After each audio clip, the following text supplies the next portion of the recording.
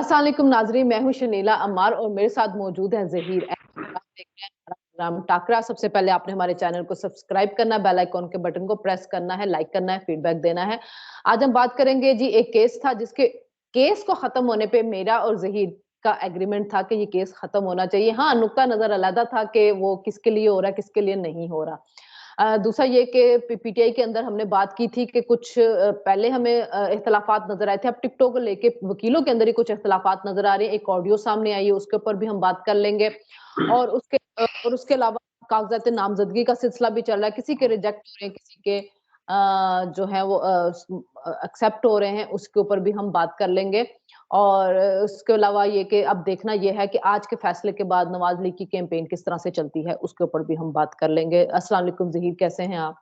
जी, वालेकुम सलाम। बिल्कुल ठीक-ठाक शीला। अच्छा ज़हीर, अभी जब हम ये प्रोग्राम करने लगे हैं तो थोड़ी देर पहले एक बहुत बड़ा फैसला आ गया। उस फैसले के बारे में हम दोनों ने एक ही बात, एक चीज़ थी, हमारा एग्रीमेंट प्रिंसिपल ही था कि ताहयात नहली नहीं होनी चाहिए किसी भी सियासतदान की, और वो भी इतने छोटे-मोटे एक जुर्म के ऊपर।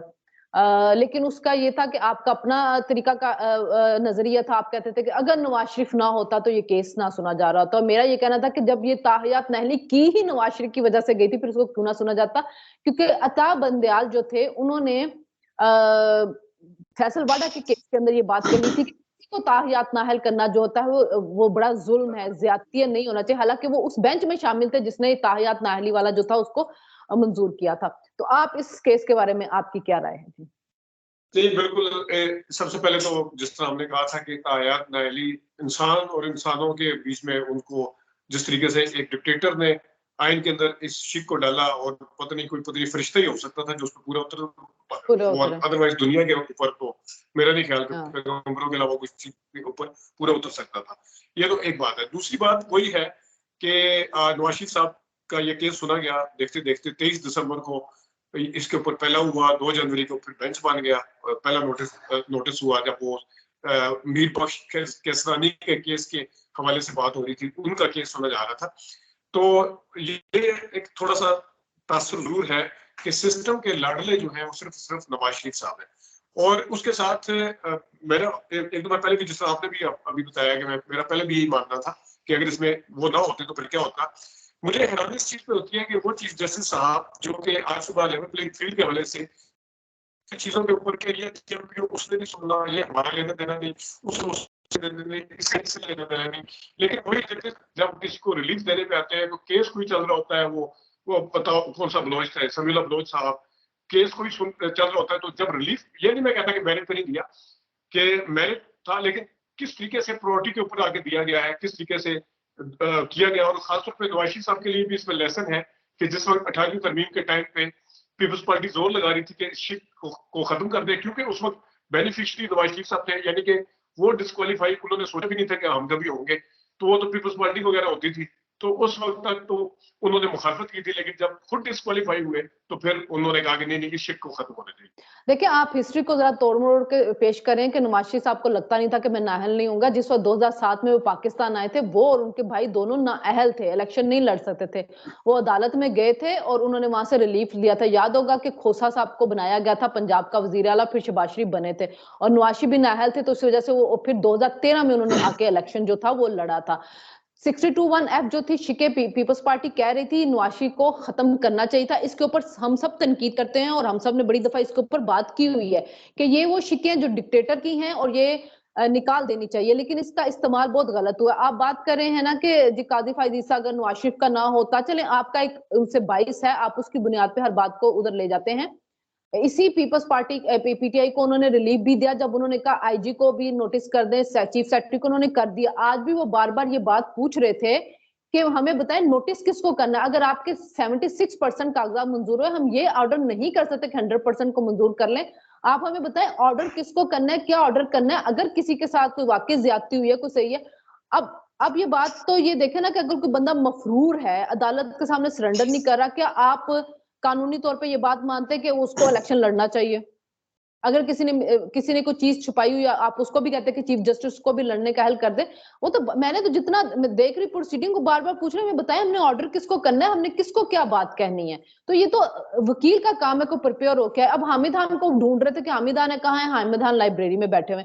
वकील खुद नॉन सीरियस हैं, आप इसमें किसी एक जज को ब्लेम करने की जरूरत नहीं। फिर साथ बैठे हुए जज भी बात कर रहे हैं, पूछ रहे हैं चीजें, प्रिपेयर ही नहीं है। और अब तो ये लाइव स्ट्रीमिंग के जरिए हम सबको पता चल रहा है, वरना हम जब बैठते थे तो मुखालिफ साइड को सुनते थे, ओ जी छक्के छुड़ा दिए, लतीफ खोसा ने शान ने चित कर दिए, शुएब शाहीन ने कर। अब शुएब शाहीन लतीफ खोसा के पास दलाइल ही नहीं होते हैं। नहीं, ये बात ठीक है कि उनके वकील, वो इसके ऊपर तो मैं पहले भी कह चुका हूँ, लतीफ खोसा साहब को प्रिपेयर हो गया ना चाहिए था। लतीफ खोसा साहब को सारी चीजें बतानी चाहिए थी। एक तो लतीफ खोसा साहब को आज पहले दिन ही टाइम मांग लेना चाहिए था, क्योंकि 700 पेज जब पढ़े जाएंगे जो इलेक्शन कमीशन ने रिपोर्ट दिया, तो फिर ही उसके अंदर से काउंटर जवाब निकल सकता है। तो उन्हें पहले ये कर बिल्कुल, लेना वो चाहिए कह था। रहे थे, हाँ, हवा में मुशर्रफ हिलाली ने ये बात कही थी। हाँ, मुशर्रफ हिलाली ने ये बात कही थी कि आप इसका जवाब तो दाखिल करवा दें। फिर तो ये कहते हैं हमें टाइम दें, हम पढ़ते हैं, हम जवाब दाखिल करवाते हैं, जहां जहां पे जो चीजें नहीं थी आप एविडेंस के साथ साबित करें। फिर अदालत ने अगर आपके कहने पे पहले उनसे जवाब मांगा है, वो बाद में भी उनसे जवाब मांग सकते कि जी क्यों नहीं आपने ये चीजें की हैं, ये हमें डॉक्यूमेंट्स दे रहे हैं इसके मुकाबले में। नहीं, बिल्कुल, लतीफ खोसा साहब को, क्योंकि है तो वो सियासतदान भी है, गवर्नर भी रहे हैं, उनको यहाँ पे जिस तरह प्योर एक वकील होता है उस तरह बिहेव करना चाहिए। आला अदलिया है, लेकिन यहाँ पे जिस तरह आपने बात की है ना कि वकील जो है वो एक्सपोज हो रहे हैं लाइव स्ट्रीमिंग के दौरान, वहां पे और लोग भी एक्सपोज हो रहे हैं।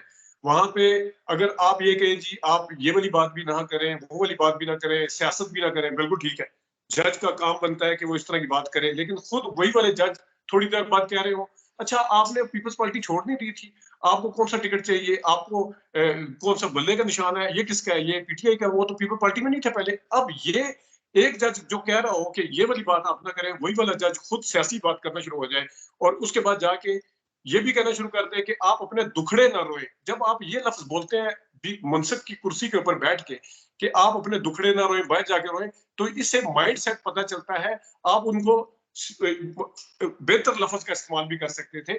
और जिस तरीके से मुशर्रफ हलाली साहबा ने बीच में जब कहा कि हमें पता है, हमें सब नजर आ रहा है, जिस वो चीफ इलेक्शन कमीशन के वकील को उन्होंने कहा हमें सारा कुछ नजर आ रहा था, आपको नजर नहीं आ रहा था। तो चीफ जस्टिस साहब ने ना सिर्फ खोसा साहब को बीच में स्नब किया या बीच में रोका टोका, ठीक है वो नॉन सीरियस थे खोसा साहब, उनको नहीं होना चाहिए था, मैं खोसा साहब की पहले तनकीद करता हूँ, लेकिन उनको कम से कम अपनी साथी जज अगर कोई पॉइंट उठाने की कोशिश करी थी तो इनडायरेक्टली उनको भी उन्होंने बीच में टोका है कि आप इस तरफ ना आए। तो ये कंडक्ट जो है वो दोनों तरफ से सामने आ रहा है, वकीलों की तैयारी भी एक्सपोज हो रही है और जजेस के जो माइंड सेट है वो भी एक्सपोज हो रहे हैं। लेकिन वही जज उनको बार बार रिलीफ पे रिलीफ भी दे रहे हैं। रिलीफ उन्हीं नहीं, जजेस के रिलीफ उस दिन मिलेगा जिस दिन ऑर्डर पास होगा। उन्हीं जजेस के रिमार्क्स के कहने जरिए के शरीयत ऊपर कोई रिलीफ नहीं उन्हीं होता। रिलीफ वो होता है जिस दिन उन्हीं ऑर्डर जजेस पास के होगा। ऑर्डर उन्हीं जजेस पास के करके पहले कहने असल के में डर गए थे, ऊपर अब ये उसके ऊपर क्या उन्हीं करते हैं जिस दिन उन्हीं उसके जजेस ऊपर के ऑर्डर पास होगा फिर करें। उन्हीं जजेस के कहने के ऊपर इनको लेवल प्लेइंग फील्ड इस तरह मिला कि कागजात नामजदगी गए हैं, मंजूर हुए 76%। हालांकि अगर आप फाफिन की रिपोर्ट देखें तो 2013 में ज्यादा कागजात नामजदगी मुस्तरद हुए थे, 2024 में कम हुए हैं, के इलेक्शन के लिए कम हुए हैं। तो ये भी एक वावेला है, झूठ है, प्रोपेगेंडा है जो किया जा रहा है। और उसी जज के कहने के ऊपर आईजी से आपको रिपोर्ट याद मांगी ये गई, भी चीफ याद होगा सेक्रेटरी से रिपोर्ट मांगी गई है। और फिर खोसा साहब तो ये भी तो देख लें, जब बिलावल आते देखो देखो मुझे कौन नजर आया है, तो ये भी बड़ी चीजें जो होती है ना फिर सामने आती हैं। 2013 के दौरान में जो थे वो 14% थे और अब 12% रिजेक्ट हुए हैं और उसमें 10% थे 18 में। लेकिन मैं यहाँ पे 2018 के सबसे ज्यादा बेनिफिशियरी जो थे ना 2013 के, वो नवाज शरीफ साहब थे। तो बिलावल भुट्टो ने कहा था कि हमारे रिजेक्ट हुए थे, नून लीग के उस टाइम भी रिजेक्ट नहीं हुए थे, आप जरा रिकॉर्ड उठा के देख लें, ठीक है। और आरोप का इलेक्शन का बात भी उन्होंने की थी। मेरा पॉइंट ये है कि जिन्होंने गलत सारा कुछ किया है, जिन्होंने ये अगर अच्छा, कोई जुडिशरी गिरफ्तारियां करवाए या तो जांच फिर भी गलत है, डिस्ट्रिक्ट जांच इंतजामिया पड़ताल से के ले दौरान तभी भी गलत है, तो आसमान से फिर पीटीआई के लिए लोग उतार के ले आए फिर जो आके जांच इलेक्शन करा पड़ताल लें। के दौरान, स्क्रूटनी के दौरान अगर कोई चीजें हुई हैं, उनको आरओ को कौन पूछेगा, आरओ ने आगे जाके इलेक्शन करवाने हैं। आरओ के कंडक्ट और माइंड सेट यहाँ से समझ आ जाते हैं कि आरओ क्या करना चाहते हैं और क्या कर रहे थे, उनको कौन पूछेगा। और उनके ऊपर जो क्वेश्चन उठाए गए थे उस कोर्ट के अंदर, लाहौर हाई कोर्ट के अंदर, तो वो तो फिर वैलिड और विंडिकेट होते नजर आते हैं उनके ऊपर जो ऑब्जेक्शंस थे। आरोस का ज्यादातर मसला जो है ना वो इस्लामाबाद और पेशावर में हुआ, वहां पे किस किस्म के जज बैठे हुए सबको मालूम है, और वहां पे कागजात नामजदगी ज्यादातर मंजूर होने ही थे। अब हमाद अजहर हैं, उनके ट्राइब्यूनल में चले आरोप जाएं। जो है ना, जहाँ अच्छा, पे अब मुझे ये सारों बताएं, के अंदर नहीं आरोप मुझे सिर्फ लाहौर एक और बात बताएं, आरोप के अंदर मुझे सुलेमान सिर्फ अकरम राजा मुझे के एक वकील बात का बताएं। गया था। आरोप है सियालकोट में भी और दौरावाल में भी केस सामने कोई आया ऐसी और वीडियो नहीं आरोप थी, के सारा लाहौर प्रोपेगेंडा में है, भी केस सब सामने आए प्रोपेगेंडा हैं, है, हर जगह सब सामने आए हैं। प्रोपेगेंडा, सब प्रोपेगेंडा है।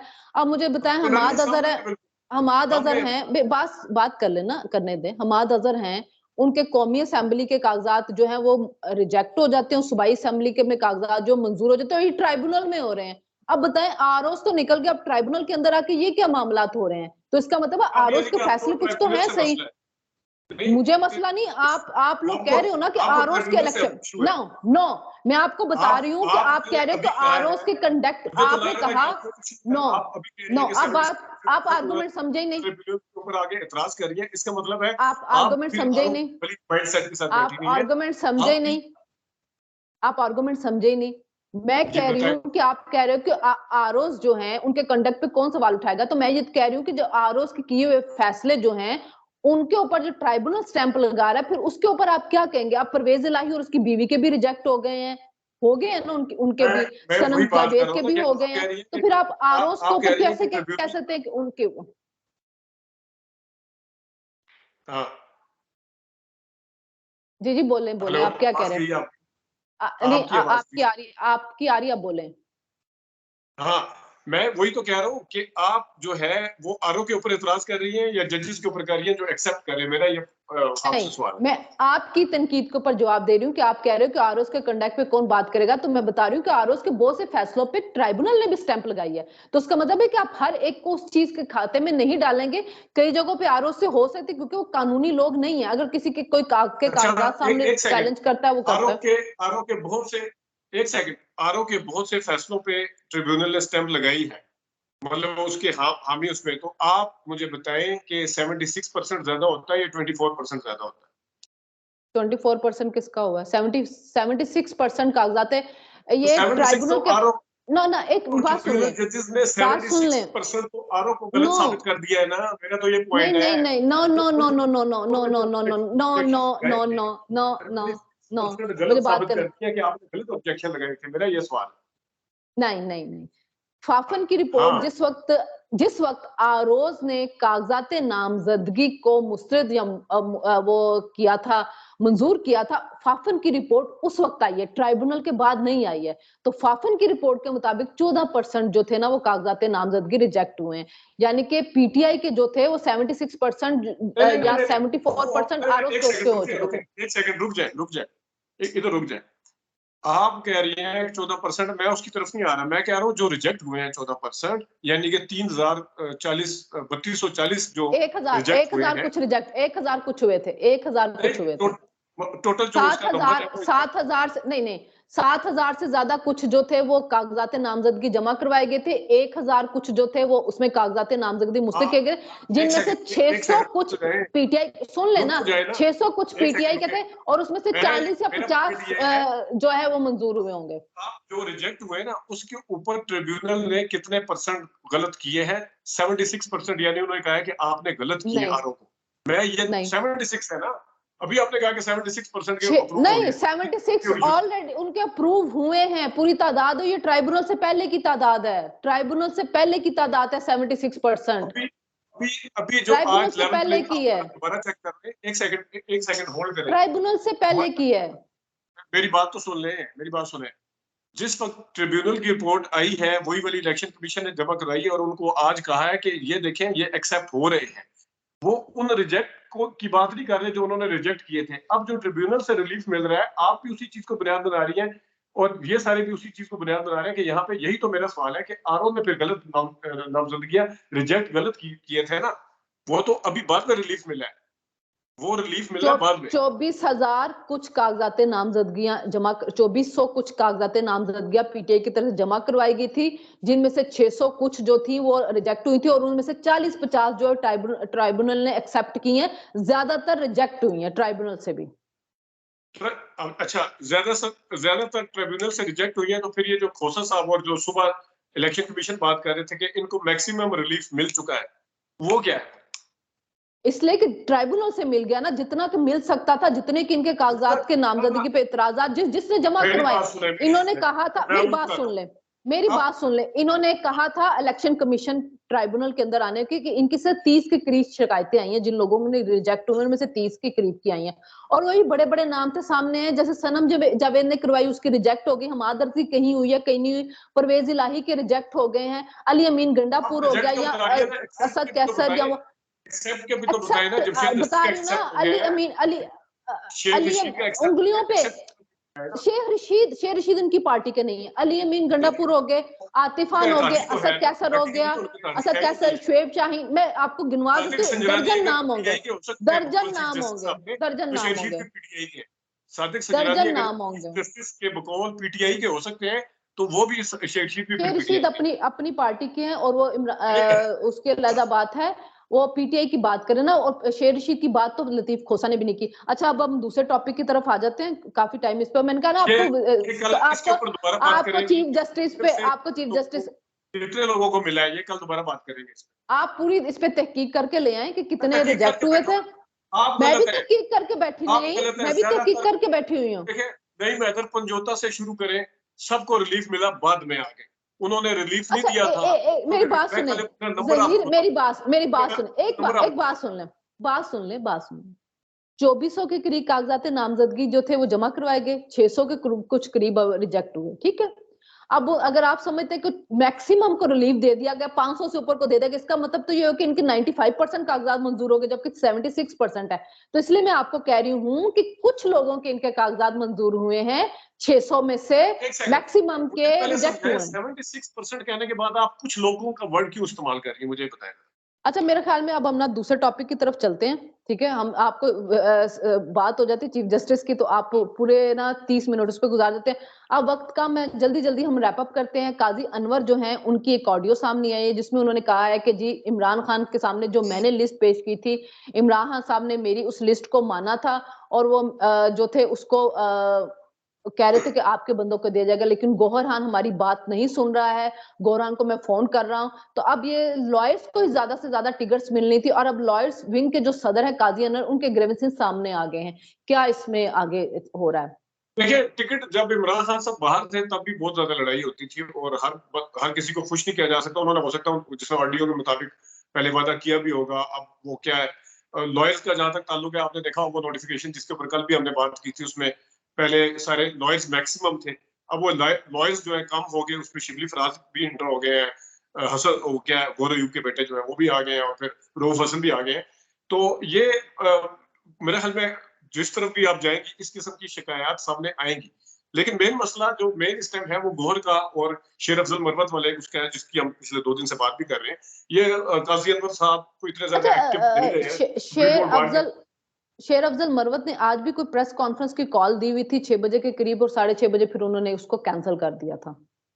अच्छा, तो ये भी है, और दूसरा ये भी था कि आपको पता है कि आज वो 2.5 घंटे बैठे रहे हैं, वो जरा चेक करना पड़ेगा कि बैरिस्टर्स की मुलाकात जेल इंतजामिया की वजह से नहीं हो सकी या कोई और वजह थी। ये रिपोर्टर से मैं घुमाने की कोशिश करता हूँ, रब्ता नहीं हो पा रहा था अभी, लेकिन वो आज वेट करते रहे वहां पे जाके, लेकिन वो गौहर खान ने कहा है कि जी हमें मुलाकात, अगर वैसे उमूमी तौर पे क्या सराइयां यही है कि इंतजामिया ने शायद इजाजत नहीं दी थी, लेकिन इन अदर केस अगर इंतजामिया ने इजाजत दी थी, खान साहब उसको नहीं मिले, फिर वो एक अलग स्टोरी है। फिर ये अलग हो जाएगी कि फिर हो सकता फिर मरवत आगे इन हो जाए, लतीफ खोसा आगे इन हो जाए, हो सकता कि फिर गौहर खान को वो टेक ओवर कर ले। लेकिन काजी अनवर का ये है कि वकीलों के जाहिर है विंग के वो सदर हैं, अगर वो कोई बात कर ये आगे लिस्टें, वो भी तो हो सकता है ना कि गौहर खान किसी को लिस्टें दे रहा हो और काजी अनवर किसी का कह रहा हो, तो ये फिर आगे बड़ी खिचड़ी इसमें पक सकती है। अच्छा, लास्ट में असल में मसला यही है ना कि इस टाइम इमरान खान सामने नहीं है, किसी को कुछ पता नहीं कि क्या है। शेर अफजल मरवत अपनी बात कर सकता है, गौहर खान अपनी बात कर सकता है, और उस वक्त आप किसी को क्या बताएंगे कि इमरान खान का पसंदीदा कौन है? क्योंकि अगर दूसरा ये है कि एक हल्के में अथॉरिटी हो ना, तो हर बंदा अपने अपने बंदे को अप्रोच करता है कि यार मेरी टिकट करवा दे, मेरी टिकट करवा दे, तो वो फिर लावाला आगे जाके लड़ाई बनती। उसमें एक बात ये भी है जहीर कि अगर एक हल्के के अंदर 3-3, 4-4 बंदों ने कागजात, जैसे कि नजर भी आ रहा है, अगर आपके 1600, 1700 कागजात मंजूर हो चुके हैं, तो इसका मतलब है कि हर हल्के में 2-2, 3-3 बंदा खड़ा है। अब उसमें से कोई शेर अफजल मरवत का होगा, कोई गौहर खान का होगा। अगर उन दोनों ने उस वक्त वहां पे रोला पड़ गया, तो ये भी बड़ा मसला होगा कि किस लोगों को क्या पता होगा कि कौन इमरान खान का पसंदीदा है। और अगर अफजल मरवत से भी, और फिर आप जैसे बार बार ये बात कहते हैं कि जिस दिन इमरान खान शेर अफजल मरवत से मिलने से इनकार करेंगे हम समझेंगे कि उसको साइडलाइन कर देगा। अगर इमरान खान उससे भी मिल रहे हैं, गौहर खान से भी मिल रहे हैं, तो फिर किसका पता चलेगा कि किसको इमरान खान ने थपकी दी है कि जाओ तुम्हारे बंदे हो जाएंगे। अच्छा, तीसरी बात जो हम कल बार बार बात कर रहे थे, मैं आपको ये बात कह रही थी कि आर्टिकल जेल से अगर इमरान खान किसी को डिक्टेट करवा रहा है, पॉइंट बता रहा है, ये कोई बड़ी बात नहीं है, ये हो सकता है। और वही बात आज इमरान खान के सामने आई, उसने कहा कि जी मैंने डिक्टेट करवाया। और मैंने आपको कहा था कि आप किसी को डिक्टेट कराने से मुराद ये होता है आपने किसी को पॉइंट्स बताने होते कि भाई ये पॉइंट्स तुम लिखो कि मैं इतना पॉपुलर है, यूं पॉइंट्स लिखो कि ये साजिश की गई, ये पॉइंट्स लिखो कि हमें लेवल प्लेइंग फील्ड में। उसके बाद कोई भी आर्टिकल लिख सकता है, वो कितना बड़ा मसला नहीं है। तो वो अब ये चीज तो साबित हो गई कि इमरान खान ने उसको ऑन किया, उसने कहा कि मैंने डिक्टेट करवाया इसको। हाँ, डिक्टेट करवाया और उन्होंने बकायदा उसका बताया। और जो जेल हम काम कह रहे थे कि अंदर से कोई चीज बाहर नहीं जा सकती, वो फिर गलत साबित हुए हैं।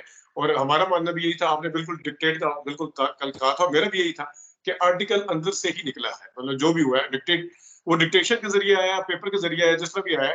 तो वो जो लोग कह रहे थे कि नहीं ये फेक है, गलत है, खोस्ट है, मुज्जर सुलंगी साहब ने कहा था लेकिन खोस्ट उसमें आर्टिकल। उसमें लेकिन घोस्ट आर्टिकल से मुराद है कि लिखा किसी और ने उनके बिहाफ के ऊपर। जैसे बहुत से लोगों की किताबें भी आई हैं लिखी किसी और ने, जैसे खामोश मुजाहिद किताब के बारे में कहा जाता है लिखा किसी और ने है, ऑथर कोई और है, तो उनसे उसकी मुराद ये थी कि ऑथर कोई और है। लेकिन इसमें जहीर ये भी होता है कि बाज़ दफा आपको डिक्टेट जो होता है ना, वो जरूरी नहीं होता कि किसी कागज पे होगा। जिन लोगों की मेमोरी अच्छी हो, 4-5 पॉइंट ही बताने होते हैं ना, फिर तो आप चीजें जो होते हैं वो खुद भी लिख सकता है। कोई अच्छा बंदा लिखने वाला होता है, उसको 4-5 पॉइंट बताओ, कॉलम लिख लेते होते थे। हमारे एक एंकर थे जिनके साथ मैं काम करती थी, हम उनको सिर्फ टॉपिक बताते, सर वो एक लड़की के साथ ज्यादती होगी या किसी बच्चे को किसी ने मारा, और पूरा आर्टिकल लिख लेते होते थे उस पे।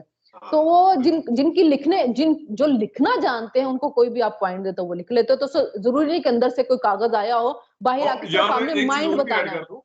आपको याद है जावेद जोई साहब ने कोई 3-4 बाजवा साहब की मीटिंग के अहवाल के हवाले से कॉलम लिखे थे।